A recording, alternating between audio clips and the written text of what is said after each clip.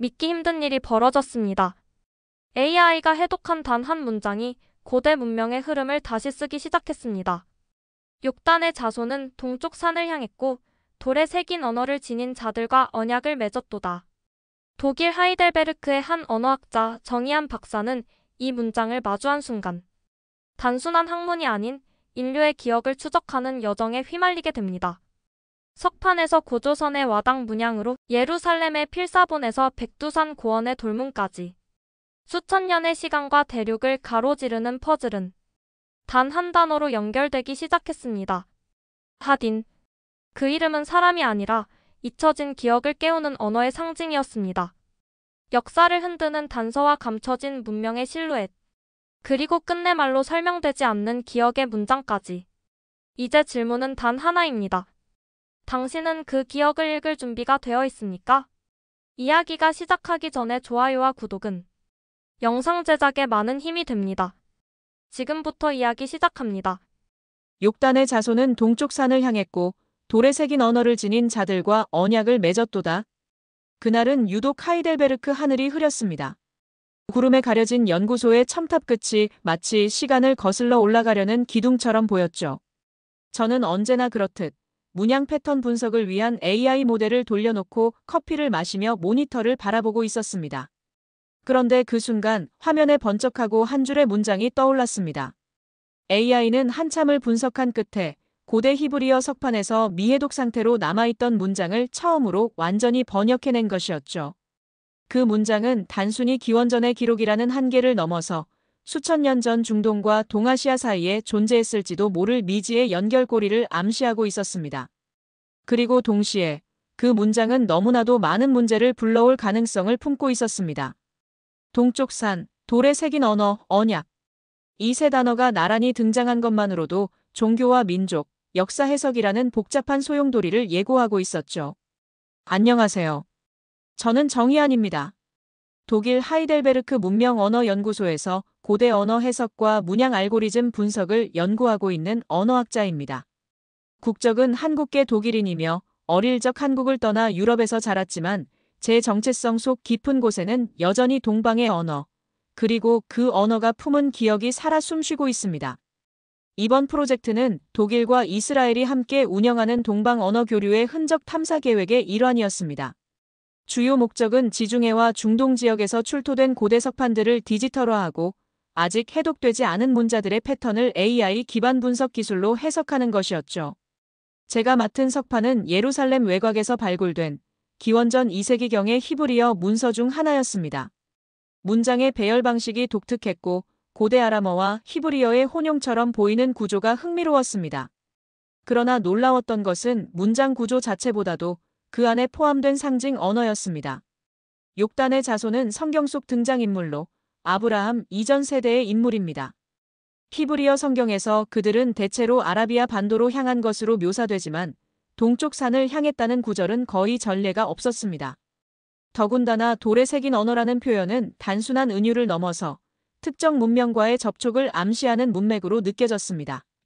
그 문장을 본 순간 제 머릿속에는 아주 오래전 한 장의 이미지가 떠올랐습니다. 서울국립박물관에서 본 고조선 초기의 와당 문양. 대칭을 이루는 곡선과 저명 구조, 반복되는 문양 배열이 지금 해독한 히브리어 문장의 구조와 너무도 흡사했던 것입니다. 설마 정말 동쪽, 그것도 극동아시아와 이 문장이 연결되어 있다는 말인가? 제 스스로도 쉽게 받아들일 수 없는 상상이었지만 직감은 점점 강하게 저를 몰아붙였습니다. 저는 곧바로 서울에 있는 제 오랜 동료이자 AI 기반 문양 해석 전문가인 유진 카셀 박사에게 연락했습니다. 그녀는 미국계지만 한국 문양 체계에 정통하며 최근에는 한반도 고대 유물 데이터셋을 기반으로 한 딥러닝 구조 모델링 연구를 진행하고 있었습니다. 메일을 보내고 나서도 손이 떨렸습니다. 혹시 내가 너무 나갔나? 이건 그냥 비슷한 패턴일 뿐 문화적 연결이라기엔 너무 시대적 간극이 크잖아. 하지만 AI는 그런 우연의 일치를 10만 건 이상의 사례를 기반으로 걸러내는 기계입니다. 단순한 착각이 아니라면 뭔가 엄청난 것이 묻혀있는 걸지도 모른다고 제 안에 또 다른 목소리가 속삭이고 있었습니다. 하루가 지나고 유진 박사로부터 메일이 도착했습니다. 제목은 단 한 단어. 일치. 본문엔 분석 보고서가 첨부되어 있었고 핵심만 요약하자면 다음과 같았습니다. 히브리어 석판 문장의 배열 구조와 고조선 전기 와당 문양의 패턴이 78.4% 이상 구조적 유사성을 보임, 특히 대칭성, 점선 반복, 은유적 언어 배열 방식이 거의 동일. 이는 문화적 접촉 가능성을 강하게 시사함. 그 순간 제 몸에서 한기가 느껴졌습니다. 지금 이건 단순한 언어의 유사성이 아닙니다. 아마도 수천 년 전 우리가 잊고 살아온 기억이 돌 위에 새겨져 있었던 것이 아닐까 하는 두려움이 엄습해왔습니다. 그날 이후 저는 제 연구실 벽에 걸려있던 고대 언어 계보도를 다시 보기 시작했습니다. 그 계보도에는 히브리어와 아람어, 수메르어와 아카드어 사이에 복잡한 화살표가 얽혀 있었지만 동쪽 끝, 그 어디에도 조선이라는 단어는 존재하지 않았습니다. 그러나 이제 저는 확신합니다. 그 계보도에 새로운 선을 하나 조심스럽게 그어야 한다는 것을요. 유진 박사로부터 받은 분석 리포트를 천천히 훑으며 저는 책상 위에 한반도 고대 유물들의 문양 데이터를 펼쳐놓았습니다. 오랜 시간 동안 하나의 화면에서 벗어나지 않고 유럽 문명의 틀 속에서 언어를 연구해왔던 제게 이제 동쪽 해가 뜨는 방향에서 돌아오는 정보들은 마치 낯선 물결처럼 다가왔습니다. 유진은 분석 보고서의 말미에 이렇게 적었습니다. 이한, 우리가 지금 마주한 이 결과는 언어학계의 기준점 자체를 흔들 수도 있어. 그런데 기억해. 이런 발견은 누군가에겐 기회지만 또 누군가에겐 위협이 될 수도 있어. 그 말의 의미를 완전히 이해한 것은 며칠 뒤였습니다. 저는 이 분석 결과를 독일 고문자 연구회의 내부 포럼에 간단한 요약 보고서 형태로 올렸습니다. 문장은 중립적이었고 단순한 패턴 유사성에 대한 학술적 분석으로만 구성했습니다. 하지만 며칠 뒤 하이델베르크대 동양학과의 한 교수로부터 비공식 경고 메일이 도착했습니다. 정 박사, 그 가설은 다소 민감한 접근일 수 있습니다. 특히 히브리 문명과 아시아 신화를 직접적으로 연결하는 시도는 국제적 반응을 고려해야 합니다. 국제적 반응. 그 표현 속에는 너무 많은 의미가 담겨 있었습니다. 단순한 연구의 자유가 아닌 정치적 파장, 민족 정체성, 종교적 해석권이라는 보이지 않는 울타리가 존재하고 있었던 겁니다. 저는 잠시 혼란스러웠습니다. 내가 한 일은 단지 문장을 해독하고 문양을 대조한 것뿐인데 왜 이것이 위험이 되는 걸까? 하지만 곧 깨달았습니다. 기록된 언어는 단순한 정보의 나열이 아닙니다. 그것은 기억이며 역사이며 정체성의 뿌리와도 같다는 것을요. 그래서 저는 조심스럽게 또 하나의 연락을 시도했습니다. 이스라엘 예루살렘에 있는 고대 문헌 큐레이터, 제 오랜 스승 야엘바나 박사에게 말입니다. 그녀는 저에게 고대 언어의 아름다움과 진실을 향한 집념을 가르쳐준 분이었습니다. 야엘 선생님, 저 하나 여쭤보고 싶은 게 있습니다. 이 석판, 정말 단순한 신화의 일부일까요? 아니면 우리가 모르고 있던 문명의 기록일 수도 있을까요? 하지만 야엘 박사에게서는 며칠 동안 아무런 답장이 오지 않았습니다. 늘 빠르게 회신을 주시던 분이었기에 저는 불길한 예감을 지울 수 없었습니다. 그러던 어느 날 연구소 택배함에 익명으로 도착한 작은 소포 하나. 겉봉에는 보낸 이의 이름도 주소도 없었고 안에는 오래된 성경책 페이지와 함께 작은 쪽지가 하나 들어 있었습니다. 손글씨로 적힌 그 쪽지에는 단 한 단어가 적혀 있었습니다. 하딘. 그리고 그 순간 저는 알고 있었습니다. 이제 이 이야기는 단순한 문양의 일치나 패턴 분석을 넘어서는 여정이 될 것이라는 것을요. 서울행 비행기를 예약한 건 익명의 소포를 받은 바로 다음 날이었습니다. 야엘 박사의 침묵 하딘이라는 이름, 그리고 점점 뚜렷해지는 직감은 더 이상 연구실 안에서만 해결할 수 있는 일이 아니었습니다.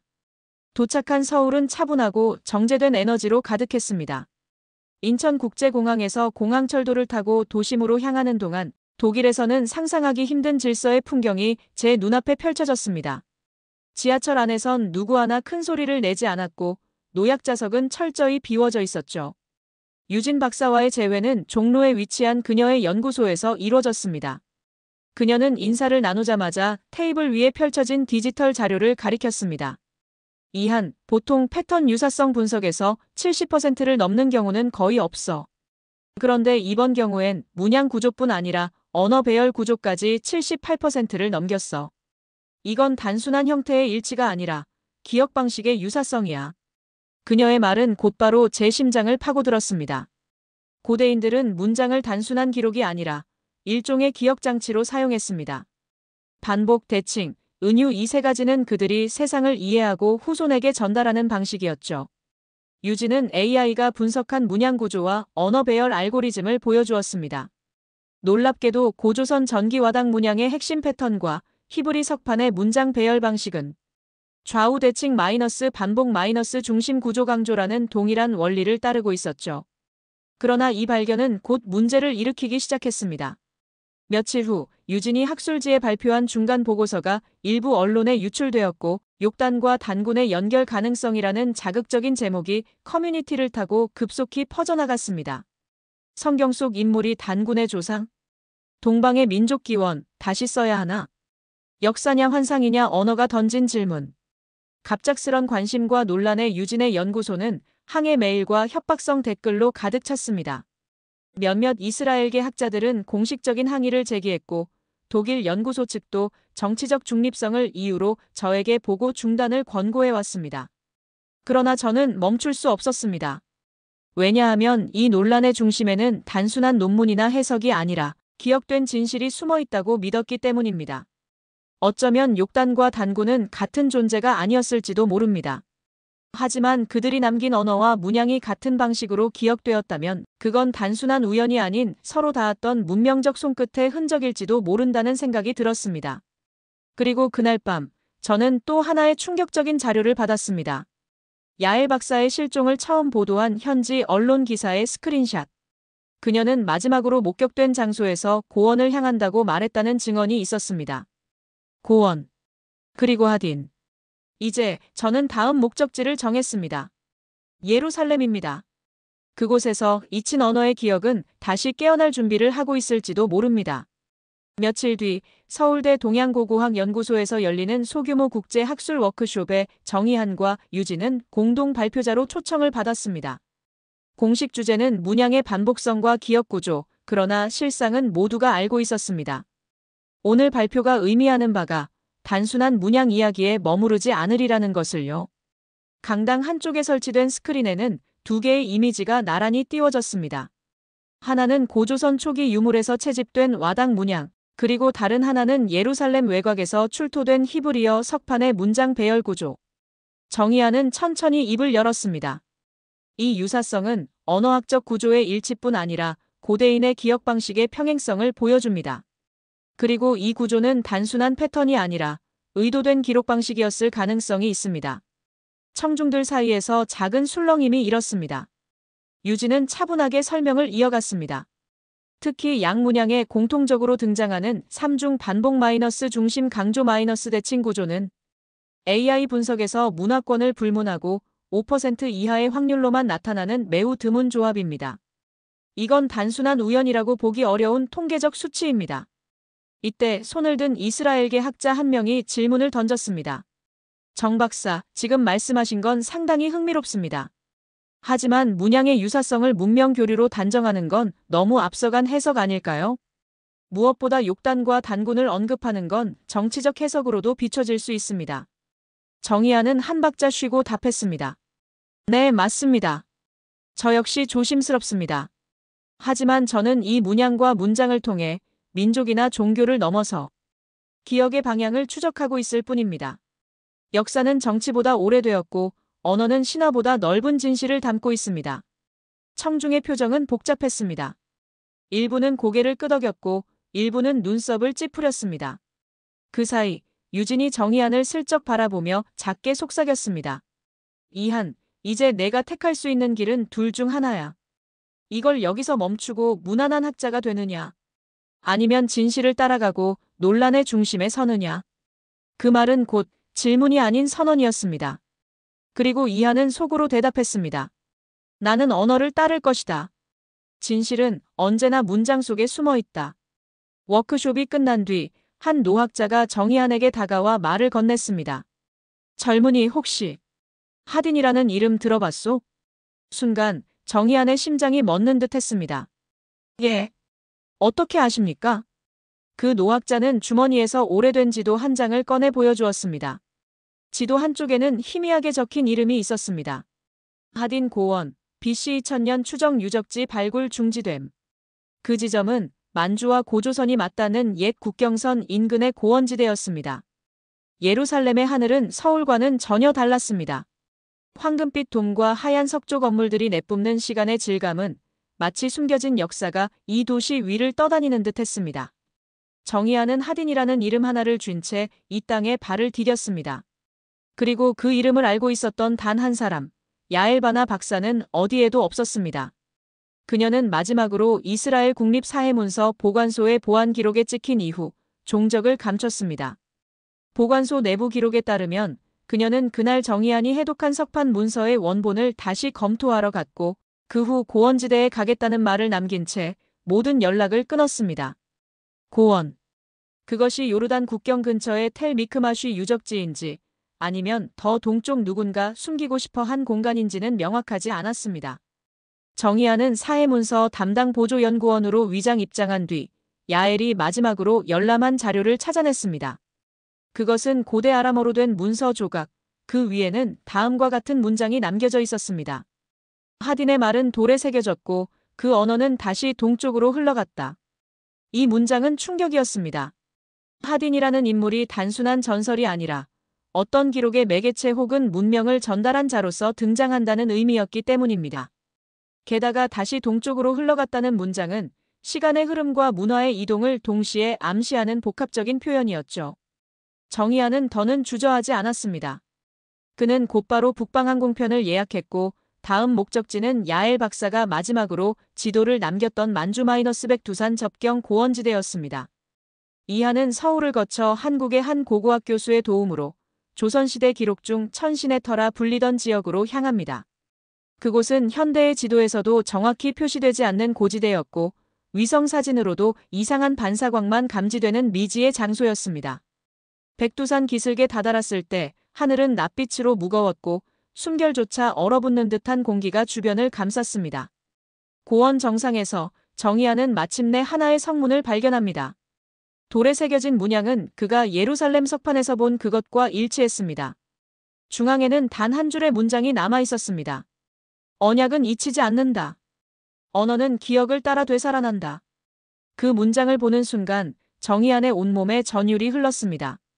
이제 그는 알고 있었습니다. 하딘은 사람이 아닐 수도 있다는 것을요. 그는 말해진 자, 혹은 기억의 상징 언어와 진실을 이어주는 존재일지도 모른다는 사실을. 그리고 그곳에서 정의안은 뜻밖의 인물을 마주합니다. 야엘 바나 박사였습니다. 그녀는 피곤한 기색이 역력했지만 단단한 눈빛으로 이한을 바라보며 이렇게 말했습니다. 너도 결국 여기까지 왔구나. 이한, 이제 우리에게 남은 건 마지막 문장의 해석이야. 그 문장은 언어가 아닌 기억으로만 풀 수 있어. 고원 한복판에 놓인 돌문 위에서 정의한과 야엘 박사는 말을 잃은 채 오랜 시간 침묵을 지켰습니다. 바람은 나뭇잎 하나 없이도 휘몰아쳤고 돌문 위 문양은 눈에 띄게 빛나고 있었습니다. 마치 돌이 아니라 살아있는 언어의 입자들이 그 안에서 숨쉬고 있는 듯 했습니다. 야엘은 조심스럽게 손을 뻗어 돌의 중심에 손바닥을 얹었습니다. 그러자 문양 속 얇은 금선이 미세하게 움직이며 또 하나의 문장이 천천히 떠올랐습니다. 하딘은 말하는 자가 아니라 기억된 자. 그를 부르는 순간 잊힌 언약은 깨어난다. 정의안은 숨을 삼켰습니다. 기억된 자. 하딘은 사람이 아니라 말해진 기억 자체를 상징하는 이름이었습니다. 수천 년 전 언어를 돌에 새기며 남긴 자들의 마지막 기도, 그것이 하딘이란 존재를 만든 것일지도 모릅니다. 야엘, 그럼 이 문장은? 그래. 이건 문자로 해독할 수 없어. 기억이라는 그 자체로 존재하는 언어의 일부야. 야엘은 백팩에서 하나의 낡은 필사본을 꺼내 보여주었습니다. 그것은 그녀가 사회문서 보관소에서 비밀리에 옮겨온 고대 아람어 필사본의 사본이었습니다. 그 안엔 단 한 줄이 강조되어 있었습니다. 동쪽의 언어는 눈이 아니라 마음으로 읽는다.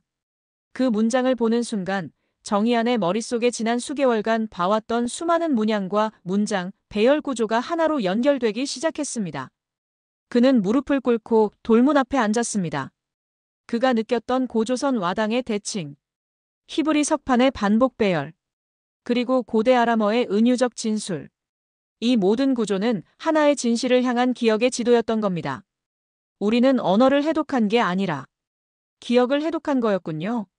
정의안의 목소리는 떨렸습니다. 야엘은 조용히 고개를 끄덕였습니다. 하디는 진짜 인물이 아닐 수도 있어. 그는 문명을 기억하게 만든 메커니즘이자 인류가 언어를 통해 남긴 가장 오래된 약속의 상징이야. 정의안은 이제 이해했습니다. 이 언약은 특정 민족이나 종교의 것이 아니었습니다. 이건 인류 전체가 처음 언어를 만들던 순간 서로에게 남기고자 했던 기억의 문법, 존재의 암호였던 것입니다. 그리고 돌문 위 마지막 문장은 그런 의미를 담고 있었습니다. 돌은 부서져도 말은 흐른다. 기억은 침묵할지언정 결코 사라지지 않는다. 바로 그 순간 고원의 바람이 멈췄습니다. 정의한과 야엘은 서로 말없이 마주보았습니다. 이제 그들은 알았습니다. 기억이 깨어났다는 것을. 하이델베르크에 도착한 정의한은 공항에서 내려 택시를 타고 연구소로 향하였습니다. 창밖으로 펼쳐진 낙엽 쌓인 거리 풍경은 익숙하면서도 낯설었습니다. 단풍으로 물든 가로수들, 조용히 흐르는 네카강 회색빛 고성의 윤곽은 마치 그에게 돌아왔다고 말해주는 듯 보였으나 그의 내면에는 여전히 백두산 고원의 바람이 머물러 있었습니다. 연구소 문을 열고 들어서자 익숙한 공기와 냄새가 그를 반겼습니다. 그러나 그는 곧장 자신의 책상으로 가지 않았습니다. 몇 초 동안 아무 말 없이 복도 한가운데 서 있던 그는 천천히 회의실로 발걸음을 옮겼습니다. 회의실 벽 한쪽에는 세계 고대 문자의 계보도와 패턴 이미지들이 걸려 있었고 그는 조용히 자신의 가방에서 하나의 서류철을 꺼내 그 옆에 덧붙였습니다. 그 서류철에는 백두산 고원에서 촬영한 성문 사진, 와당 문양, 히브리어 석판의 배열 구조, 그리고 야엘 박사와 마지막으로 해석했던 기억의 문장들이 정리되어 있었습니다. 그는 어느 누구에게도 이 문서를 공개하지 않기로 결심하였습니다. 지금 이 기록을 세상에 말하는 것은 진실을 공유하는 것이 아니라 그 의미를 잃게 할 위험이 있다는 것을 그는 알고 있었기 때문입니다. 기억은 언젠가 말해질 준비가 되었을 때 스스로 깨어난다. 이것이 정의안이 고원에서 떠나올 때 스스로에게 되뇌었던 말이었습니다. 그는 이 자료들을 하나의 비공개 디지털 폴더로 정리하였습니다. 폴더 이름은 단 한 단어 하딘. 그는 이 폴더를 언제, 누구에게, 어떤 방식으로 전달해야 할지 알 수 없었지만 단 하나 확실하게 알고 있는 사실이 있었습니다. 언젠가 이 기억을 읽을 준비가 된 사람이 나타날 것이라는 점이었습니다. 그 이후 정의안은 연구소에서 조용한 일상으로 돌아갔습니다. 더 이상 외부 강연을 나가지 않았고 공식 논문 발표도 하지 않았습니다. 동료들은 그가 지친 것이라 생각했지만 정의안의 마음속에는 또 다른 긴 여정이 시작되고 있었습니다. 야엘 박사는 이스라엘 북부의 작은 도시로 2주의 고대 문서 복원 자원봉사를 시작하였고 정의안에게 손편지를 보내왔습니다. 그 편지에는 조심스러운 문장들이 담겨 있었습니다. 기억은 종이 위에 남는 것이 아니라 사람 안에 남는 것이란다. 그리고 언어는 그 기억을 다시 꺼내게 하는 열쇠가 되지. 이한, 너는 이제 그 열쇠를 가진 사람 중 하나가 되었단다. 그는 그 편지를 자신의 서재 책상 한쪽에 붙여놓고 매일 아침 읽었습니다. 그 문장은 그의 하루를 시작하는 조용한 선언이 되었고 어느새 그의 시선은 언어가 아니라 기억으로 향하게 되었습니다. 유진 박사는 히말라야 산맥을 따라 고대 문양과 반복 패턴의 유사성을 추적하며 그곳에서도 하딘의 기억이 흩어져 있음을 암시하는 데이터를 보내왔습니다. 여기서도 비슷한 구조가 발견되었어. 중앙에 의미를 두고 양쪽으로 대칭되며 반복되는 구조야. 마치 기억이 형태를 지닌 것처럼 느껴져. 정의안은 유진의 메일에 길게 답하지 않았습니다. 그저 기억은 말을 찾고 있군요. 라는 한 줄로 답하였습니다. 며칠 뒤 연구소 우편함에 도착한 낯선 편지 하나가 그의 눈을 사로잡았습니다. 보낸 이는 한국에서 유학 중인 대학원생이었고 내용은 짧고 단순하였습니다. 교수님, 얼마 전 백두산 근처에서 하이킹을 하던 중 기묘한 돌문양이 남아있는 장소를 보게 되었습니다. 문득 교수님의 이름이 떠올라 연락드립니다. 정의안은 그 편지를 조용히 접으며 창밖을 바라보았습니다. 이제 그는 확신할 수 있었습니다. 기억은 잊히지 않습니다. 다만 아직 말해질 시간이 오지 않았을 뿐입니다. 그리고 언젠가 그 말이 다시 시작될 때 그것은 다시 언어가 되는 순간이 될 것입니다. 오늘의 이야기는 여기까지입니다. 누군가는 말합니다. 역사는 기록된 사실이 아니라 선택된 기억이라고요. 그러나 우리가 만난 이 문장은 누구도 선택하지 않았고 단지 기다리고 있었습니다. 돌에 새겨져도 문장에 감춰져도 결국은 누군가에 의해 다시 말해지길 바랐던 언어. 그 언어는 이제 정의안의 손을 거쳐 우리 앞에 모습을 드러냈습니다. 이건 어느 한 민족의 신화가 아닙니다. 기억을 잃어버린 인류가 잊힌 언약을 향해 조심스럽게 다시 손을 내미는 이야기입니다. 다음 문장을 말할 사람은 어쩌면 지금 이 영상을 보고 있는 여러분일지도 모릅니다. 돌은 부서져도 기억은 흐릅니다. 우리가 어디에서 왔는지 그 시작을 다시 묻는 여정은 이제 막 다시 시작되려 합니다. 이 이야기가 여러분께 작은 울림이 되었기를 진심으로 바랍니다. 다음 이야기에선 또 어떤 한국의 모습이 펼쳐질까요? 한국을 향한 여정은 계속됩니다. 구독과 좋아요 잊지 마시고요. 다음 영상에서도 세상을 뒤흔드는 또 하나의 이야기로 찾아오겠습니다. 감사합니다.